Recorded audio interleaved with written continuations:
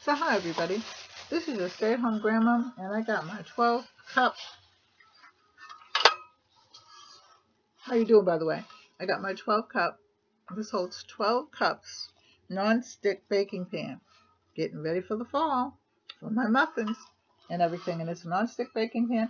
I don't know who it's by, but because they sent it to me to review, and I'm liking it. It looks really, really good. And in it came all the little muffin cupcake holders. See all the different colors I got? Blue and pink and or raspberry. And let's see how many blue I got, how many pink I got. Okay, so I got blue and then like an aqua blue. And then I got pink. So I had some of these. These will all go into the little muffin pan. And I will actually make some muffins and test it out. And we'll see how this all works. So again, this is my 12 cup muffin pan.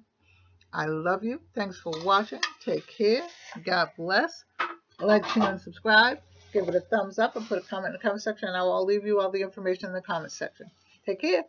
God bless. Bye-bye.